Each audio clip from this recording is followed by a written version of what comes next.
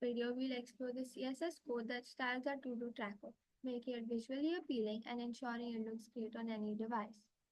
You can change the colors of the heart, the font styles, layout, for example, the margins to any form or manner you like to make your tracker look the way you want it to.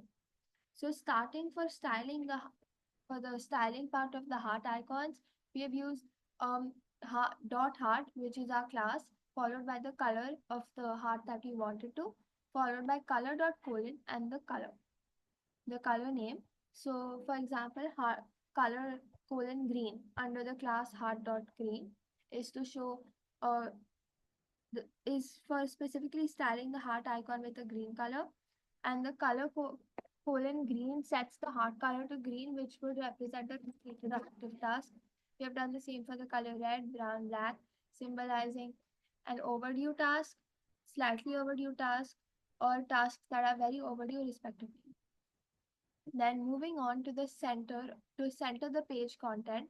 So the body is basically we're styling the entire body of the web page, while the font family and background color is to set the font to Arial and fall back to sans serif if Arial is unavailable.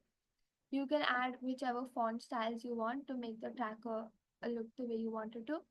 You could set a light gray background color for the page, which would give it a more clean and neutral look. Following this, the dot container is a class that targets the main content area, the container that holds all the elements, while the max width, margin, and padding limits the container's width to 800px, so it doesn't stretch too wide on larger screens, and it's more fit for laptops, iPads, or phones, and the entire calendar could be visible on them. Then it centers the container horizontally, and it adds a 20px of padding inside the container to create space around the content to make it look more cleaner and neater. Following this, we have the H1, which is basically targeting the main header element. It sets the size to 25, 2.5 times the root font size, which would make it larger. Then the font weight and margin bottom makes the font bold and adds a 20px margin below to separate it from the content, giving it a more cleaner look. Following this, the calendar targets the calendar element of your tracker specifically. It ensures that your calendar stretches to fit the available space, which is the full width of your screen. Margin and padding is to create a more neater look in your to-do tracker to not make it look very cramped, because it centers the calendar horizontally to your screen and adds a 20px of padding around the calendar for spacing. In the next video, we'll be looking at the JavaScript, which makes our tracker work and helps us to save our tracker data onto a local storage platform where we can then use our tracker for future purposes. Thank you.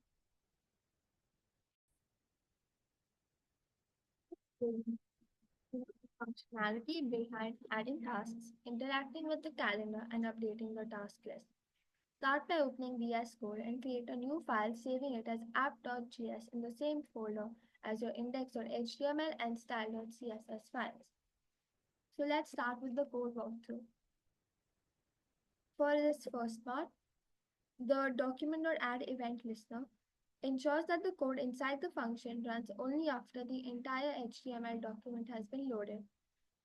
The const local storage key defines a constant for the key name used to store tasks in the browser's local storage to ensure every time you reload your page, your data would stay as it is and your data gets saved.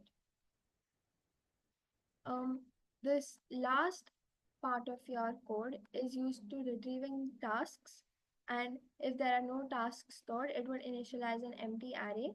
This data would be retrieved from the stored tasks which are stored in your local storage.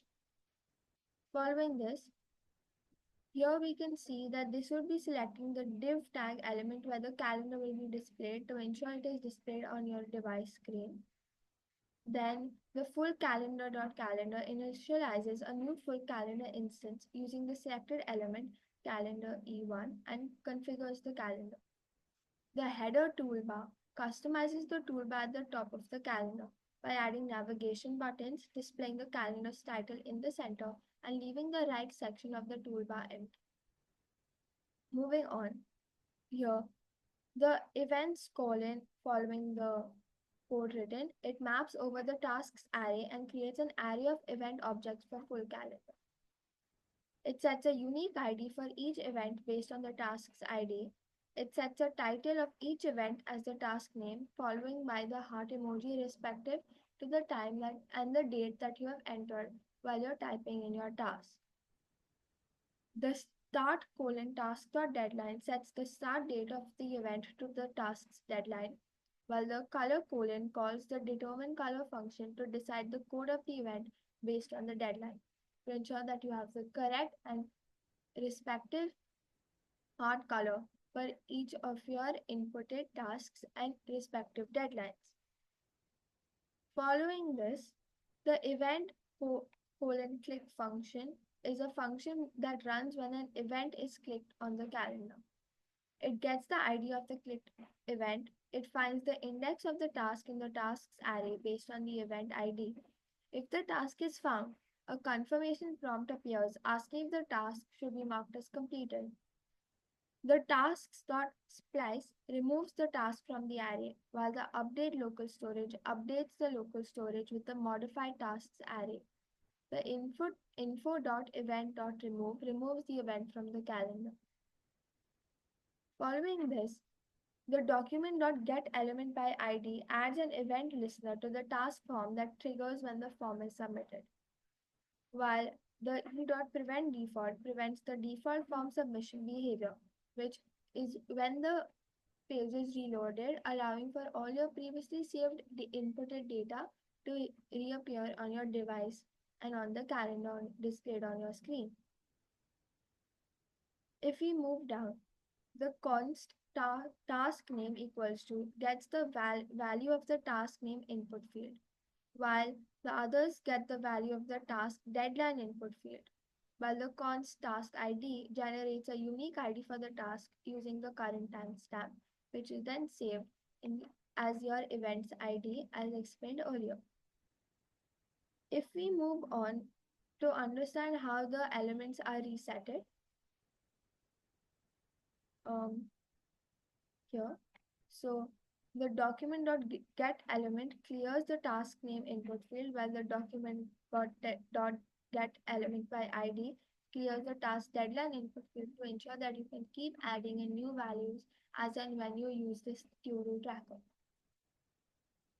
Moving on, the set interval sets a function to run every minute, which is 60,000 milliseconds, while the const current date sets the current date using moment.js. So it can keep track with your deadlines and ensure that the heart color changes. The tasks dot for each loops through each task. It finds the event on the calendar based on the task ID, converts the task deadline into a moment object. It calculates the number of days the task is overdue. Depending on the number of overdue days, it sets a color for the task event. The task event.setProp updates the color property of the task on the calendar to ensure that you can actually track your tasks, its deadlines, priorities, etc. So the summary for this video is that we have added the JavaScript functionality to the To-Do Tracker app, and the key features that are included are task management, which adds new tasks through a form, storing them in local storage, and displaying them on the calendar.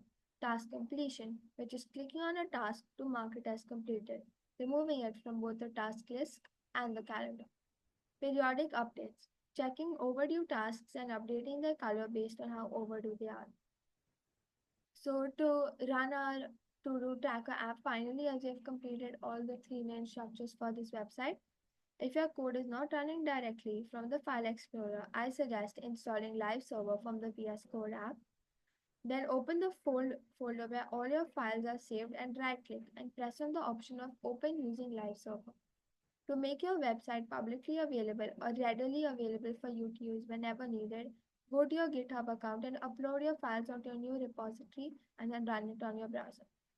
By combining HTML, CSS, and JavaScript, we now have a fully functional to-do tracker with a calendar interface that shows tasks, lets you add new ones, and mark them as completed. I hope you can actually create this website and use it for all your homework, tasks, etc. Thank you.